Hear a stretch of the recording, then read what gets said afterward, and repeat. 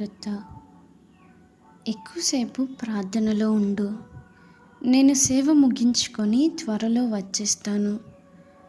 దేని విషయమై చింతించవద్దు, ధైర్యంగా ఉండు అని చెప్పి భర్త దూర ప్రాంతమునకు సువార్త నిమిత్తము వెళ్ళాడు.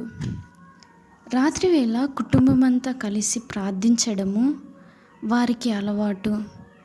భర్త లేకపోయినా బిడ్డలను చేరదీసి 91వ కీర్తన చదివి ప్రార్థన ముగించుకొని భోజనపు బల్ల చుట్టూ చేరిరి. మమ్మీ, మనకు తోడుగా డాడీ లేరు కదా, మరి రాత్రివేళ మనకేమైనా అయితే అని ప్రశ్నించింది చిన్న పాప. ఈ ప్రశ్న ఆ తల్లి మనసులో గుబులు పుట్టించినా, చూడమ్మా, మనలను కాపాడు యెహోవా కునుకడు నిద్రపోడు అని బైబిల్ సెలవిస్తుంది. డాడీ దేవుని పని చేయనప్పుడు మన యోగక్షేమాలన్నీ దేవుడే చూసుకుంటాడు అని పైకి ధైర్యంగా చెప్పినా లోపల తనకి భయం ఉందన్న విషయం బయటపడనివ్వలేదు.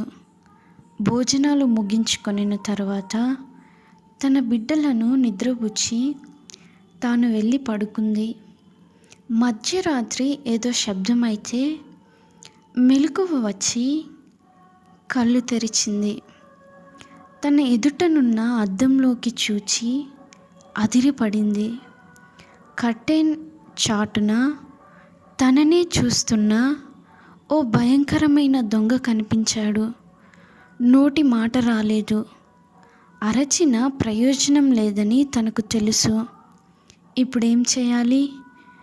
ఎలా ఈ భయంకర స్థితిలో నుండి తనని, తన బిడ్డలను కాపాడుకోవాలి? వెంటనే మంచంపై నుండి లేచి దగ్గరలో ఉన్న బైబిల్ తీసుకొని మోకాళ్ళ మీద పడి కీర్తన 91వ అధ్యాయం గట్టిగా చదవటము మొదలుపెట్టింది. మహోన్నతుని చాటను నివసించువాడే సర్వశక్తుని నీడను విశ్రమించువాడు. వేటగాని ఊరిలో నుండి ఆయన నన్ను విడిపించును. రాత్రివేళ కలుగు భయమునకైనను పగటివేళ ఎగురు బాణమునకైనను భయపడకుందువు. ఈ కీర్తన పైకి గట్టిగా చదువుతున్నప్పటికీ తన గుండె పగిలిపోయేంత గట్టిగా కొట్టుకోవడం తనకు తెలుస్తూనే ఉంది.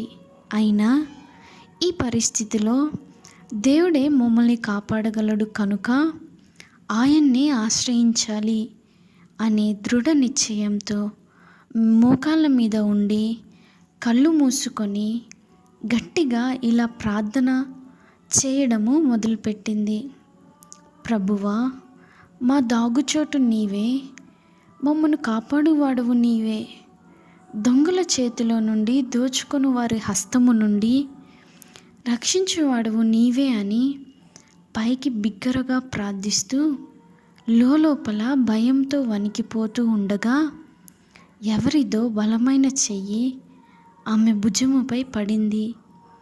ఆమె గుండె ఆగినంత పనైంది. అమ్మా, భయపడకు, నేను భయంకరమైన దొంగనే. వచ్చింది మీ ఇంటిని దోచుకోవడానికే.